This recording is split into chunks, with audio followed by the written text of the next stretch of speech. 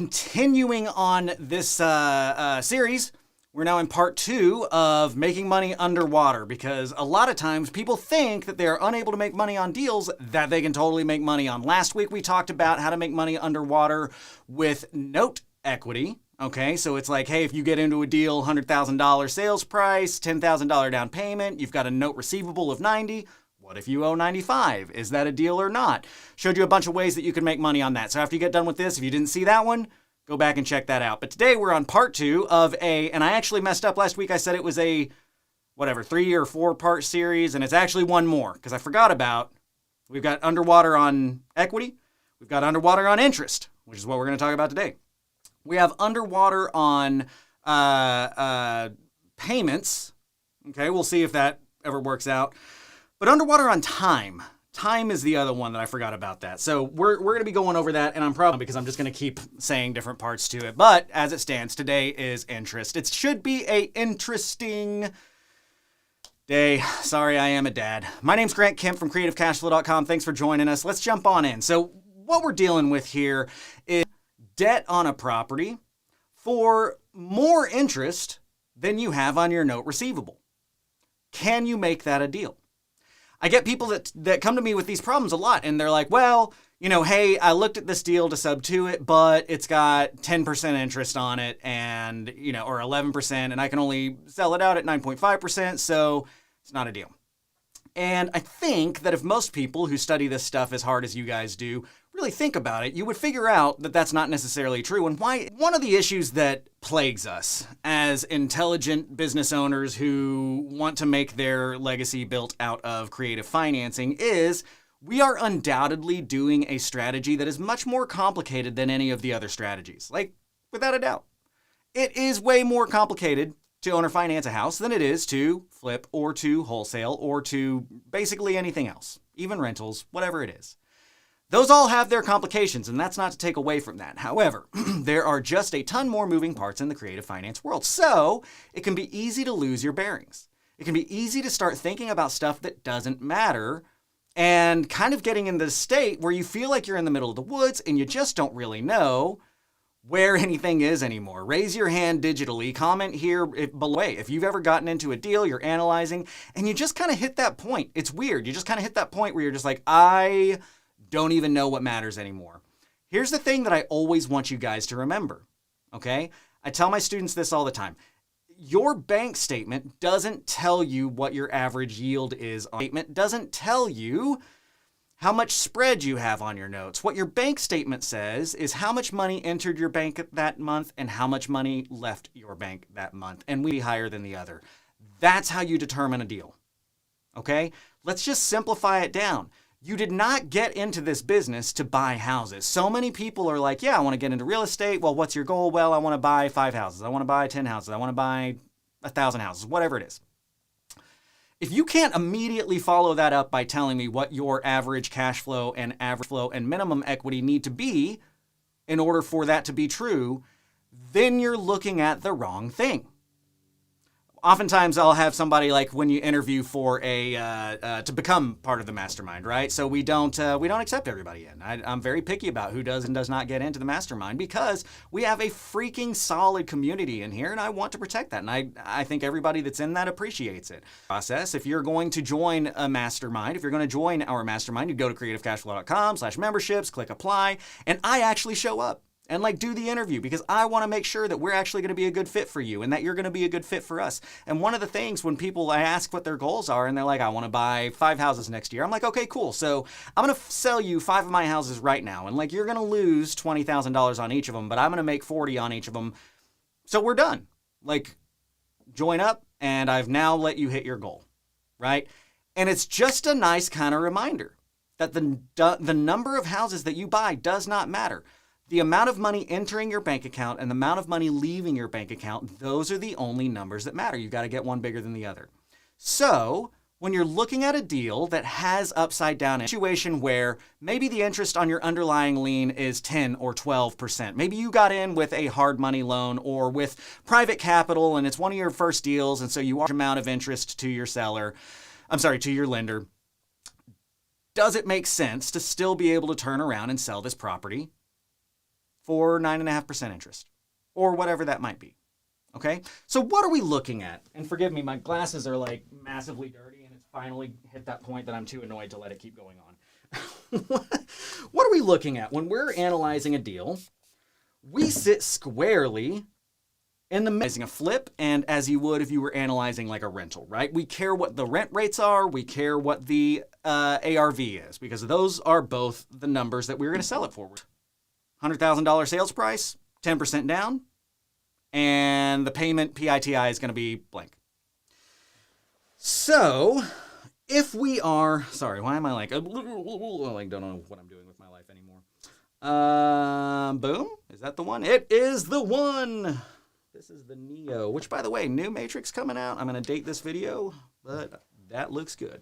All right, when we're analyzing this deal, we sit squarely between how you would analyze a rental and how you would analyze a flip. Because in the flip, what matters is the ARV. What is it going to sell for? And I'm going to say $100,000. In a rental, what matters is what it's going to rent for. So I'm going to say $1,000 a month. Okay? To get this nice 1% rule. Where we are right here, this is owner financing. So I'm going to give you an extreme example, and this is going to be a fairly quick episode, I believe, because it's going to be a decent... Well, hold on just a second. I'm getting a note from Ica. It says that our stream is not coming through. Let me see if I can adjust. It says the stream resolution is too high. Let me see if I can adjust that really quick. Boo, boo, boo, boo, boo. Forgive me for having to do this. Let's change how things go. I'm going to see if that changes something. I don't know. Hopefully it starts streaming for you guys at that point, because it won't let me change my overall resolution, but that's weird because I haven't changed that previously. So hopefully that stream gets going. Actually, let me see if I can. Yeah, stream size. Yeah, I don't think I'm going to be able to change it midstream. Well, forgive me. We're just going to go with it for now. All right, so we are squarely right here in the owner finance realm. If you're watching this live, thanks for bearing with me. Otherwise, I'm going to throw up this recording because these do record. I'll throw that up so that everybody can get that on the channels that it was not streaming to at this point in time. Yeah, and Alpha says that there's also some YouTube bugs. Man, what is going on? All right, we'll get it all worked out. I'll put up this video as a recording. Too bad I'm not going to take the time to edit all this out. Thanks for joining me if you're watching me on the recording. All right, so we sit squarely in the middle as an owner financier, right? Now, that $1,000 a month, that is what we're going to say is PITI, which stands for principal, interest, taxes, and insurance, okay? This is the full payment that somebody is going to have to pay you every month. Now, when we're analyzing your deal, we've got to see what your cash flow is. So what you have to do is you have to look at what are the debts that you incur and what are the receivables that you have, okay? It's the same thing from what money is leaving your bank account versus what money is entering your bank account, right? So when we look at it in that aspect, let's just boil this down to make it a little bit simpler. I'm going to throw taxes and insurance away in our analysis because why? Because the buyer pays for taxes and insurance. It's going to be a straight pass-through. If we are using something with this high of an interest rate on acquisition, to me it is implying that we are not sub-2ing this deal. We're getting private capital. Private capital is going to be where you're paying those larger interest rates versus, a sub-2 deal. And if you're somebody who's trying to get into the business and you're looking at getting in because you've got an IRA or a 401k with cash in it that you wanted to get placed in real estate, you are the type of person who can be the lender on this. I work with a lot of people who have IRAs placing private capital for them because they want it in real estate, and then they realize how hard it is to actually get those deals and actually get that placed. So we end up placing it for them through these deals. That's the type of deal that we're talking about here, okay? So if you have debt, and let's say that the principal and interest on that debt, actually, I'm going to go back. I got distracted. I'm going to use this extreme example so that it will illustrate to you guys properly the point that I'm trying to make. Let's say that you have that deal that we referred to. You're going to have a $90,000 note because you're going to sell it for $100,000. You're going to get a 10% down payment, and you're going to have a note receivable for $90,000. You do that at 9.5% over 30 years, you got $756 a month coming in. Okay, so that means that you have a note receivable at 700. Hey, why'd you do that? At $756 a month. Now, that's because you've got a $90,000 loan at 9.5% for 30 years. But what I see happen is somebody is able to go out there, and maybe it's your first deal or two that you're doing private money. So you are a larger risk to your private lender. You don't have a track record to show that you might be worthy of the 6% interest rate or the 8% interest rate or whatever that is, right? You've got to get in at 11 or 12. And you're like, golly, I can get private money for 12%, and I can even get them amortized on 30 years. Now, that doesn't mean that it's going to go 30 years. You may have adjustments that happen in 5 years, 10 years, something like that. If your lender wants their money back out, all that kind of stuff can work. We'll talk about private money another day. But what a lot of people do is they look at this and they're like, I just can't do it. I just can't make it work. But here's my extreme example. What if you bought the house for $5? So you have a $5 loan with your private lender at 12%, which means that you're paying them a nickel a month. Right? So if that's the point, $5 at 9.5%, you're paying 0.05 a month. Is it a deal? Heck yeah, it's a deal. I don't care what your interest rate is. Your bank statement doesn't tell you, hey, good job, you've got a great arbitrage going on. What your bank statement tells you is, hey, you paid a nickel and you were paid $756. That's a good deal. That's where we want to be. So don't worry about the interest at that point in time. However, there is a gotcha. There is something that you are going to have to be detailed enough to understand if you're going to get into a situation where your interest rates are upside down. And what is that? Okay, let's think about why is it that we love arbitrage so much? Why do we love the interest and the owner financing and the methodologies that we use, right? Going back and referencing last week's episode when we were talking about equities, what did we start talking about that Cole so wisely pointed out in the comments, right? When you are getting into a deal, in that case that was upside down on equity, you owed $5,000 more than you were owed, it was okay because like in 3 years, you would be broken even. Because the interest rate on the debt was lower than the interest rate on the note receivable. It meant that your debt was being paid down faster than the note receivable. Therefore, your net worth over time was growing. This is why we love arbitrage. This is why we love borrowing at 4%, 5%, 6%, and then lending at 9.5%. Because, again, referencing last week's episode, we have a calculated net worth increase over the following however many years. We're not looking for net worth increases off of something, I shouldn't say obscure. What's the word I'm looking for? Like unguaranteed, because I like making up words, and appreciation in properties. Like, of course, we should probably see appreciation, especially if you're looking at a long enough time frame, right? If you look over 20 years, of course, the house is going to be worth more later than it is today. If you're looking over 2 years, you can hope, right, that it doesn't crash. But if you have a note where you're paying 0% or you're paying 4% and you are being paid 9.5%, your debt is being paid down faster than their debt to you. Therefore, your net worth is growing. Therefore, your note equity is growing over time, and it is calculated, and you know how much that's going to be. Now, fast forward to this week. Now we're talking about being underwater on the interest rate of our loan. So if before we loved arbitrage because our underlying lien was being paid off faster than our debt or than our note receivable, wouldn't the opposite be true now? Now don't we run into a situation where if our debt is being paid at a higher interest rate than our note receivable, that means that our note receivable is being paid down faster than our debt is. Now in the case of a, $5 purchase price, I guarantee you there's never going to be a moment in time where you become underwater on principal because of that spread. Because that's the danger we're looking at, right? If we're looking at a situation where you have a note receivable being paid down like this, and you have debt that is being paid down like this, you hit this equilibrium point at some point in time where your debt starts to become worth more than your note receivable. I'm going to show you some illustrations of that using actual amortization schedules here in a second. So this is what we're looking at here.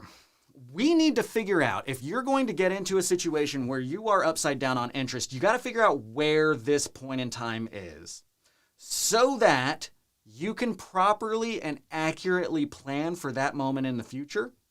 Because if this moment happens in 10 years, then you need to know that within 10 years, you've got to sell that note, or you've got to refinance out of this higher interest rate loan that you've got, to maybe use hypothecation, maybe use a note sale methodology, something like that, to get to where you are paying this off in a faster timeline so that you are not underwater on principal. So let's look at how you would do that. You're going to do that by getting into your handy dandy calculator. Again, if you've got any questions about how to use the, I've got some green in my shirt, don't I? You can like see straight through me. This is how y'all can tell I'm so honest. You can just see right through me. You can see into my heart. And in my heart is the 10B2 calculator. So what you're going to do is you're going to come to your calculator and you're going to run both amortization schedules. Okay. I've got other videos on how to use the calculator. Just search for 10BII on our channel if you want to use this calculator. I'm not going to go into how to use it, but the short and sweet of it is all we care about is this row up here. FV is always going to be 0 for the purposes of what we're doing. You've got payment, you've got principal value, which actually stands for present value, but we're going to call it principal value. You've got interest per year, and you've got the number of payments. So a 30-year loan is going to be 360 payments. So what we're going to do is we're going to enter in our loans, and we're going to look at these amortization schedules. So if we've got a 9.5% interest rate on a $90,000 loan, it's $756 a month. Now, I'm going to, for the sake of example here, I'm going to start everything on January 1st. But what you would do in the real world here is you would want to start this AM schedule with the actual dates that matter, okay? I'm going to say something that's going to be complicated that usually takes me time to explain to people, and guess what? I'm not going to explain it because that's a discussion for another day. But there's a confusion point that people have where, I just want to make sure that everybody understands that, hey, you're going to get the same result if you take the original loan amount with the original amortization and the original interest rate. You will get the same results from there on your calculator as if you fast forwarded 10 years, okay? And you use the current principal with the current remaining amortization left. And I'm going to show you that example real quick, okay? I said I wasn't going to, but I'm going to. Because this matters, right? This will be what happens. Somebody will bring me a sub-2 deal. They'll say, hey, let's look at it. And they want to know some sort of answers about it. But they're like, hey, I don't know. I can't tell you about that because I don't know what the original, loan balance was. Let's pretend that this is the original loan balance. Let's pretend that originally, 10 years ago, this person got a $90,000 note, 9.5% for 30 years. Okay? So let's fast forward. That was 10 years ago. Now it's today. This person brings you this deal and they say, hey, I would like for you to take over my deal, sub-2 or whatever that is. And you look at their bank statement. And what does their bank statement say? Their mortgage statement. It says what the current principal remaining due is. It says what the payment is.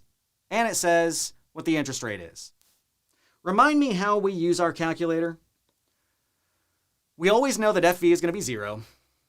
In all practicality. It's not always, but just to simplify. So now we just need 3 of these 4 things and it will solve for the 4th, right?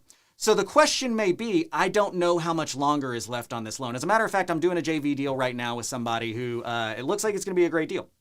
It's with Igor. I don't know, Igor, if you're watching, but we're analyzing this with him right now to see if we want to get into it. And we didn't know exactly how much time was left on the loan. This is a perfect example to show you what I'm talking about. So yesterday, I got a picture of the mortgage statement from him. And what does it say on the mortgage statement? Well, it tells me PMT, my principal and interest. I don't care about PITI, I care about PMT, or PI, principal and interest. It tells me the current amount that was still due on the loan, and it tells me my interest, but it doesn't tell me how much is left. So all I had to do was go in there and say, okay, it's a $106,000 loan. It is a, whatever it was, I can't remember, a $980 payment a month at 2.75%, which is baller, good job. And then I just solved for number of payments. That tells me we have 125 months left on this loan, right? That is the same result as, and actually here I'm going to shoot you a quiz real quick. How could I tell what this person's original loan balance was? Okay. How could I tell what their original loan balance was? All I would have to know is originally when you got this loan, was it a 30-year loan? Was it a 15-year loan? A 20-year loan? Something like that. Because we know three things. We solve for the fourth. I'm going to say it was a 30-year loan. That means that they would have bought it for a loan of $240,000 and they've been paying on it for 20 years. Okay, so quick aside, that doesn't really have anything to do with anything, but it's just some cool calculator kung fu. This is why I guess I need to call a series calculator kung fu. That flies off the tongue well, doesn't it? This is why I recommend do not just go to Bankrate and use an amortization schedule. Do not just go to an Excel sheet and use an amortization schedule. Learn how to use the calculator because this is the lifeblood of your business. So let's go back to our example where we were a second ago, okay? So we've got a $756 payment. And, well, I guess I explained that. I don't have to go 10 years in anymore. So let's say that let's just kind of start from scratch here. Forget that because I just explained what I was going to do with that going 10 years in. So let's start from scratch here. We've got this loan. I'm going to go to my amortization schedule. I'm going to hit share. I'm going to, for the sake of this example, go to January 1st. January 1st, because this outlines this makes the amortization schedule a little bit easier to read. And then we're going to compare this. Okay, so let me shoot this over there, and then I'm going to pull up the other one. Now, let's make up some numbers. Let's say that you did well on this deal, and you got it at 70 cents on the dollar. Okay, so you've got a $70,000 mortgage as debt. And you take out $70,000 from a private money lender, and you take it out at 12%. Okay? Let's say that you do a 30-year amortization. I always do 30-year amortizations with my lenders, even if we're doing a balloon or an adjustable rate or something like that. I want to get that cash flow down. It gives them more interest. It's a win-win. So if we do that, that would mean that the payment to them is $720 a month. Okay? So let's run with this example. This is a tight deal because of the interest that you're paying. I just gave you an example of a super not tight deal when I showed, what if you bought it for $5? But this was a good deal. You got 70 cents on the dollar, but you got it at a large interest rate.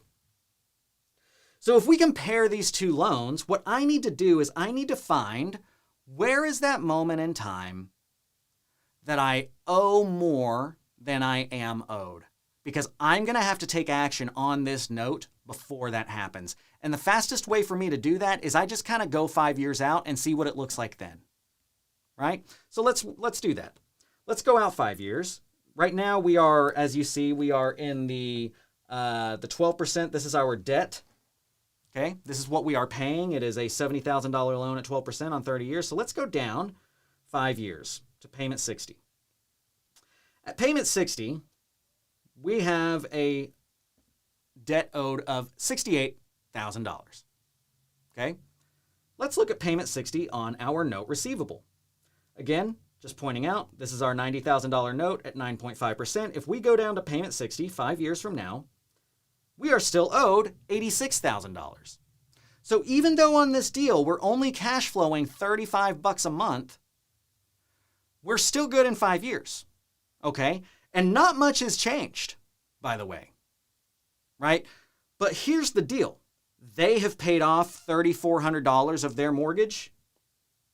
We have paid off $1,600 of our mortgage. See what's happening? Our net worth is shrinking because we have reverse arbitrage. We are borrowing at a higher rate than we are lending. But we still have a lot of room in equity because you found a good deal. So let's go down. I'm going to go to payment 120. In 10 years, let's see what that looks like. In 10 years, we will owe $65,000 and they will owe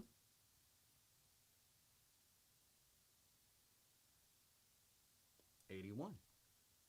Okay, we're still pretty good here. What about in 20 years? Let's jump out to payment 20 and see if that changes anything. At payment 240, we are looking at them owing us $58,000 at payment 240. Did I say 240 on that? Okay, yeah. At payment 240 on our debt, we owe 50. We're still good. But now we only have an $8,000 note spread instead of the original 20, but we're still good. So now let's just go down to like right before the end of the note, right? Like, let's look at a year or two before this thing is going to be over. Like, when is it that we're going to turn upside down? And I'm seeing now that I've got to go all the way down here. If I look just to see where this happens, my second to last payment, I will be owed $1,400. My second to last payment, I will owe $1,400. So in this case, hey, pay that 12%. If that's what you can get, if that's what gets you into the deal, you have $20,000 worth of equity to start playing with. Now, do I recommend sticking there for 30 years? Right? Your net worth is going to be shrinking over time. Does that matter? What do I care about? Do I care what you do? No, I don't care what you do. I care that you have a why behind your what. I want you to know and have a reason for what you're doing. If you want to accept $30 a month in cash flow, cool. But the only reason I won't accept from you for that is because I wanted to get a deal under my belt, right? It's not a good enough deal, or it's not a good enough reason. But if you're like, look, I've got 20 grand in equity, and if I season the note for the next 6 months, I should be able to sell that note. And if I sell that note, in 6 months, they're going to owe, what would it be? On theirs, in 6 months, not that it matters, it's going to be basically the same thing. It'll still be like 89. Yeah, 89,729. So let's say, whatever. Let's round down to 89,000 and say, look, if I season it for a year and I get 89,000 on the note, I can sell that note, and even at 90%, hopefully I can get 90% on that. I can still sell that note for like 80 grand, and I'll be in it for 70. So there's 10 grand that I can collect there. There's 10 grand that I collected on the down payment. That's 20 grand in 1 year on this deal, and I made $30 a month off of cash flow. So there's another, whatever that is, 30 times 12, $360. I mean, it's nothing. But that's a reason. That's a reason why I might be okay with you doing this. Let's look at another reason. What if you're like, hey, I am going to do this deal, and I am going to try and let it run out for the full 30 years. Why might you make that decision? Well, I'm going to go here. This is my debt. This is the 12% loan for 30 years. I'm going to look at my amortization schedule. Look at the total paid that we have here, okay? This number right here, that is including principal and interest on this loan. That is total what you've paid. On your debt, it is $259,201. You will have paid out $260,000 over this fully amortized loan. However, how much will you have gotten in? $90,000 at 9.5%. You will have received $272,000, $437. Right? Do you do this deal? Do you let it run out for 30 years? Because if you look at the example I just gave, so that was, what was it, 259 on the other one? So this one's 272. Try to remember that. 272, 272, 272. What did I say, 12? 272, 259. Okay. So basically, what is that, $23,000 on top of the $10,000 down payment. So maybe $33,000. But then you have to start asking yourself the question, what are my opportunities? What are my risks? Okay? You got to assess the deal. You got to say, what is the opportunity I have if I do the deal? What is my risk if I do the deal? What is my risk if I hold on to this deal long term? What is my risk if I sell it out short? If I was looking at this particular deal, I might run it something like this. I might say, hey, this deal is only good because of the equity I have in it, right? My interest arbitrage does not exist. I am upside down on interest. If I were to go out the entire span of this deal, I'm only going to make $33,000 versus if I just go ahead and like season it and sell the note, I might make $23,000. Heck, I might make even more.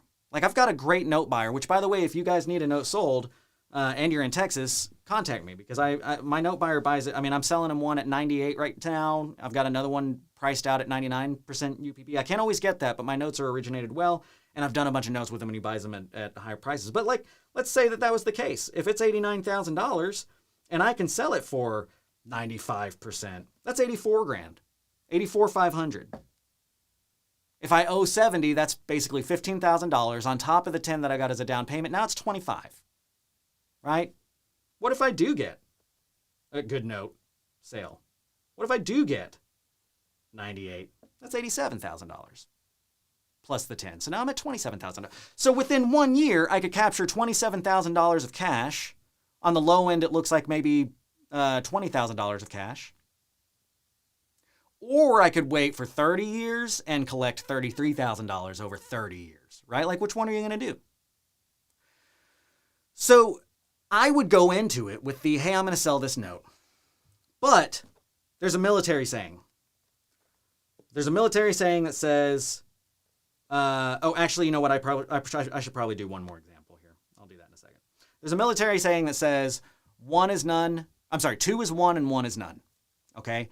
I do not like getting into a deal that only has one exit strategy available to it for me to make money. That is how you get me to say no to a deal, because we are creative. We do have a bunch of different options. I want to know that there's like 12 different ways for me to get out of this deal and make money. If I've got a few different ways to get out of the deal and make money, then I'm good to go. My risk is like mitigated, right? So like in this one, I might go in and be like, okay, well, I'm going to season this note and I'm going to sell the note. But what if in 1 year stuff goes wrong and note buyers aren't buying at, 90% anymore? What if I can't get that kind of offer? Well, I'm still okay because I can just leave the note in place. I am cash flow positive and I can ride that out.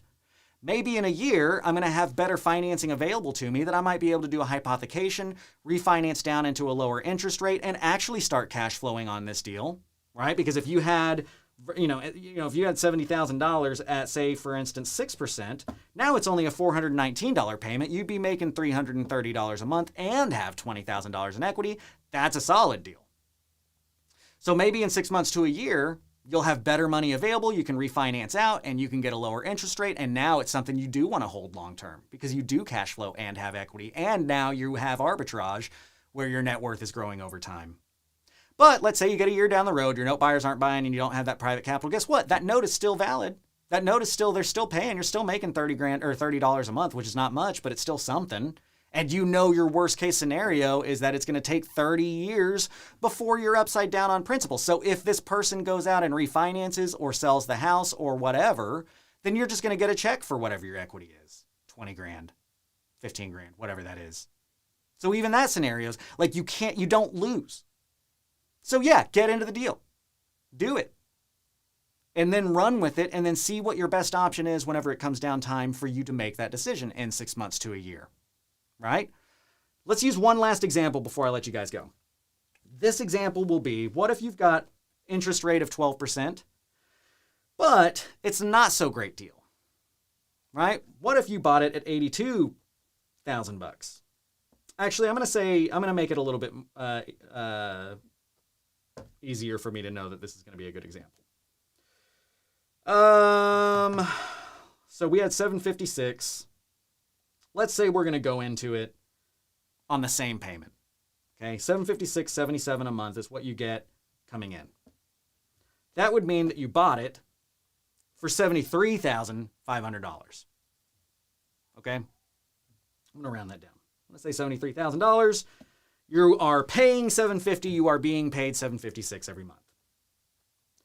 Let's look at that situation. Okay, on this one, let's go down 5 years. Let me change this date.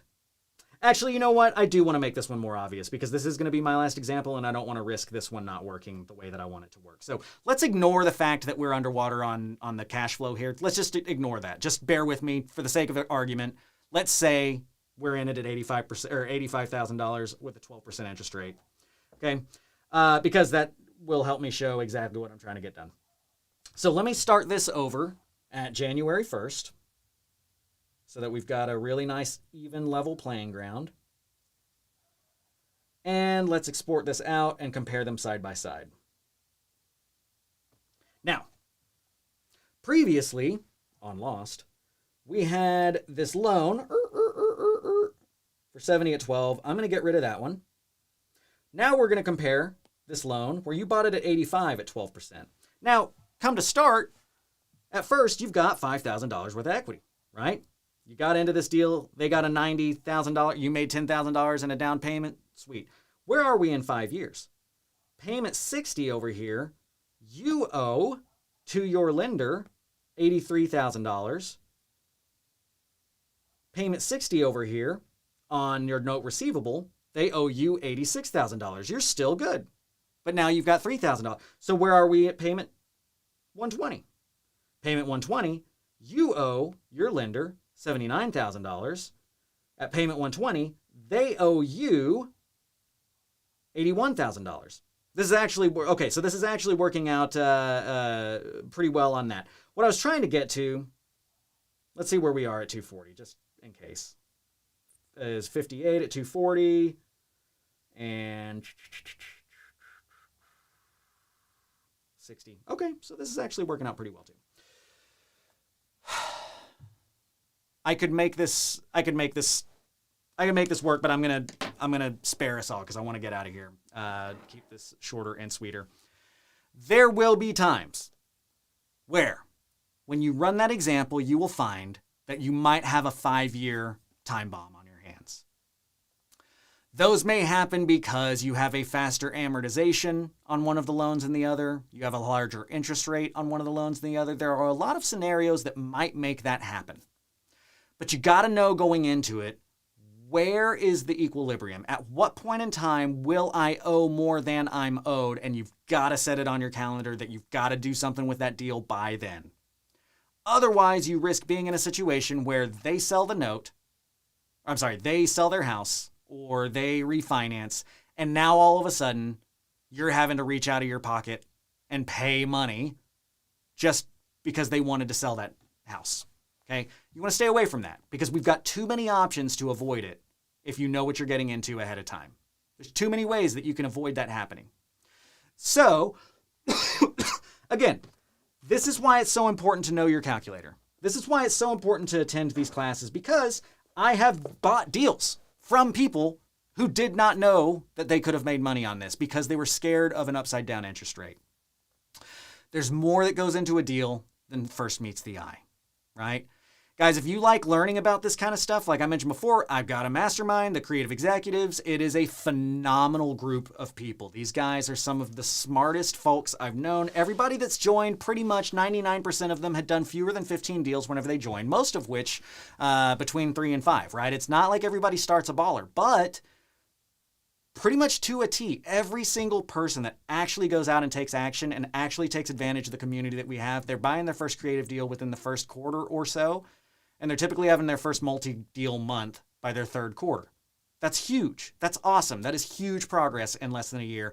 And I would love to get you guys around them if you are a good fit. So if that's something that you're looking forward to, if you're looking to get inside of a community that actually cares about doing creative financing ethically and at a level that is just different. We just look at things differently than the majority of people out there. If you just kind of don't click with what you've seen out there, and you're more likely to use the word legacy than you are hater, and you want to get into a group of people that are treating this like a business, go to CreativeCashFlow.com/memberships, hit apply. We'll see if it's a good fit. I'd love to see about having you guys in there.